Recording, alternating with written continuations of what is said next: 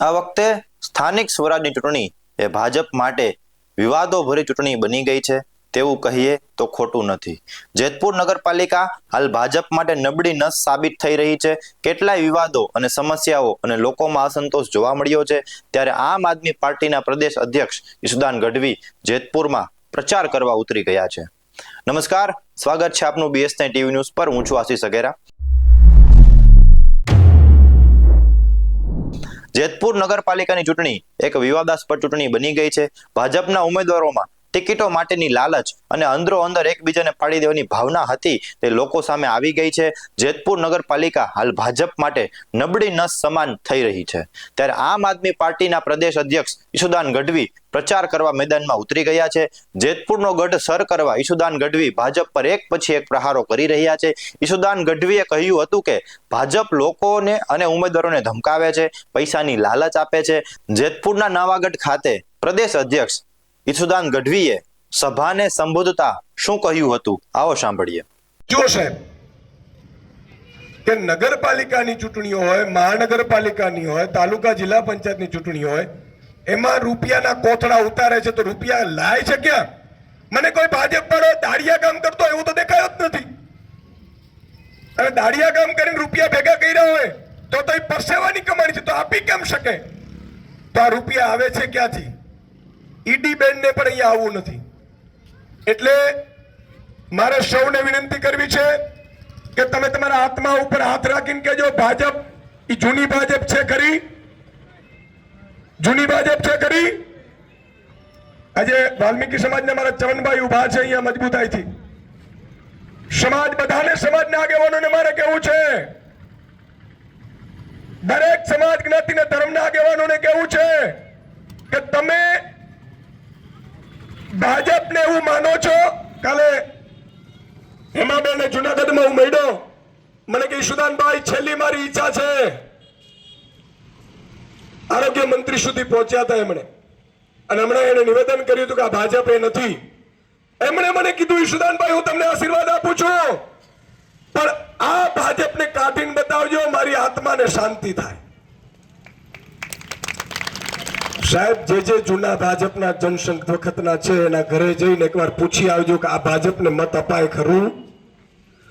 તમે ઈ ન ખબર પડે તો જઈ જજો અમરેલીમાં પાયલબેન ગોટીના પરિવારને પૂછજો આ ભાજપને મત અપાય ખરું? કારણ કે એ તો ભાજપના કાર્યકર્તા ના હતા દીકરી।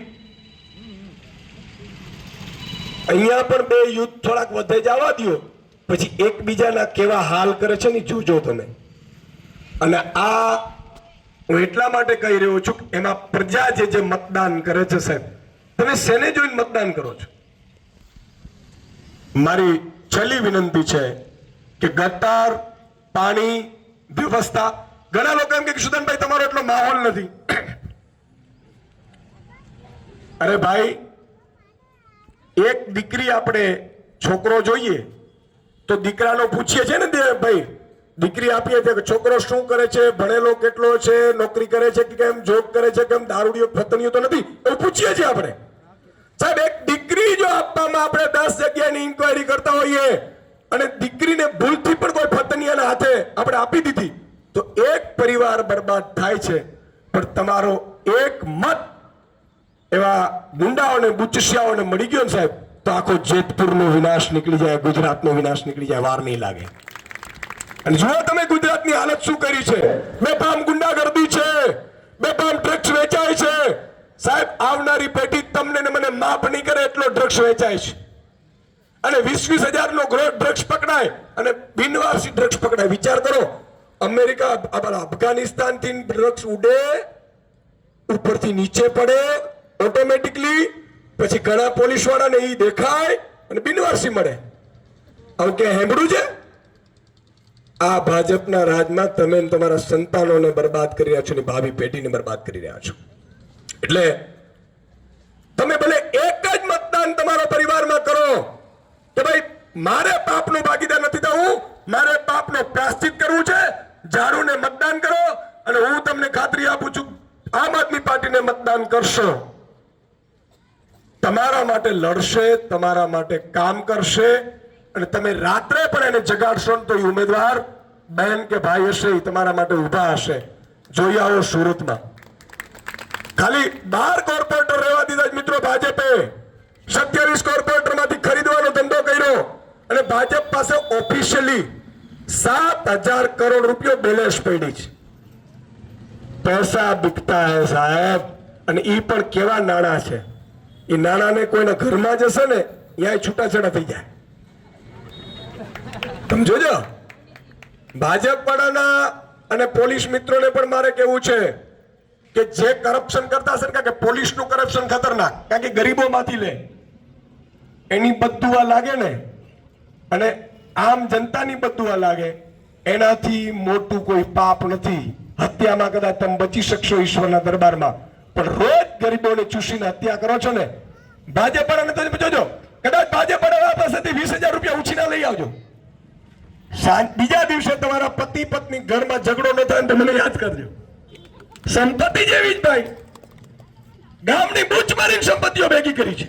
ઘણા લોકો સારા છે એને સાઇડલાઇન કરી દેવાયા છે. સારા લોકોને કોઈ પૂછતું નથી ભાજપમાં. એવા મર્દ અને સારા નેતાઓને મારે કહેવું છે કે આવો આમ આદમી પાર્ટીમાં કામ કરવાની રાજનીતિ કરવી હોય, તમારે સ્વતંત્રતાથી રાજનીતિ કરવી હોય તો આમ આદમી પાર્ટીના દરવાજા ખુલ્લા છે. પણ એક જ ધ્યાન, અહીંયા પ્રજાના લોહી ચૂસવાના કામ નથી કરવાના. તો ઝાડુને મતદાન કરજો. એક જ ચાલે, ઝાડુ ચાલે. બોલો, એક જ ચાલે, એક જ ચાલે. બધાએ કીધું કે કંસદારો મામો થાય તો શું થયું? એ અસત્યના રસ્તે છે, મારા હાથે મરવો જોઈએ. તો હું તો એમ કહું છું, ભાજપમાં સગો મામો ઉભો હોય તો તમે ભગવાન કૃષ્ણની જેમ વિચાર તો કરો. મત ન આપો ને સાહેબ, એનાથી મોટો પુણ્ય કોઈ છે જ નહીં. બીજી બાજુ મારે કોંગ્રેસને કહેવું છે, તમે લોકો જાહેરમાં મેં કીધું હતું કે ભાઈ ચાલો સાથે મળીને લડીએ. ગુજરાતની જનતાને કહું છું કે મેં સ્થાનિક સ્વરાજ્યની ચૂંટણીમાં ગઠબંધન માટે સામેથી કીધું હતું. કોંગ્રેસના લોકો નથી કહેતા, નથી કરતા, કોના દબાણમાં નથી કરતા, મારે નથી પડવું. પણ મારે એમ કેવું છે કે આમ આદમી પાર્ટી ઉપર આક્ષેપ ન કરતા આવનારા 2.5 વર્ષમાં હવે આમ આદમી પાર્ટી ગુજરાતમાં સાહેબ એ રીતે મહેનત કરવાની છે.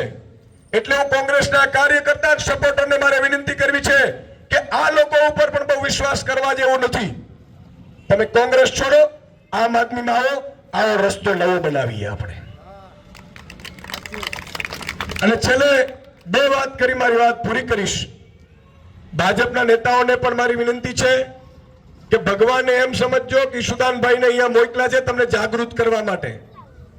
તમે પ્રજાના પૈસે લૂંટ ચલાવશો, જેતપુરની જનતાને લૂંટી લેશો, જેતપુરની જનતાને મતદાન કરવા નહીં દેશો, જેતપુરની જનતાને તમે, હું એમ કહું છું કે બળજબરીથી તમારા જ્ઞાતિના આગેવાનોને બેસાડીને મતદાન કરાવશો, પ્રજા નહીં બોલે.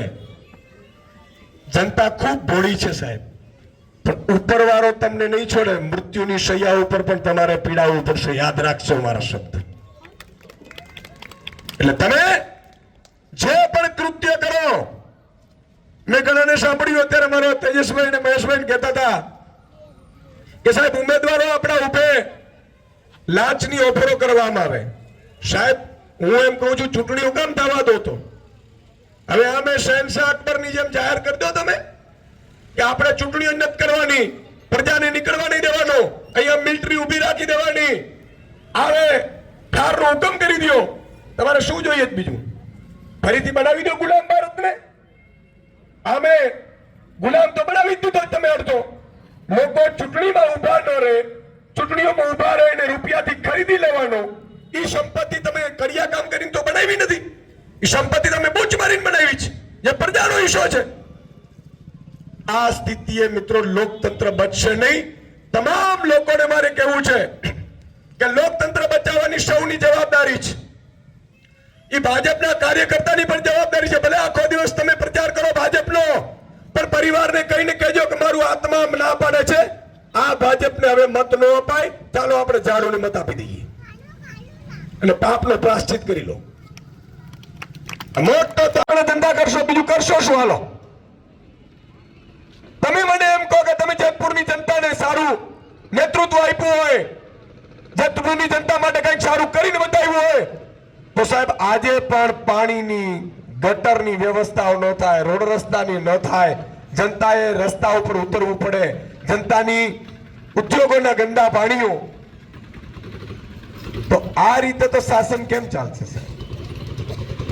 આમ આદમી પાર્ટી ઊભી રહી છે, જે લોકો ઊભા છે એને હું લાખ લાખ અભિનંદન આપું છું, પણ આ લડાઈ માત્ર ઊભા છે એની નથી, જનતા બધી છે અને મારે કહેવું છે કે આ જનતાની લડાઈ છે.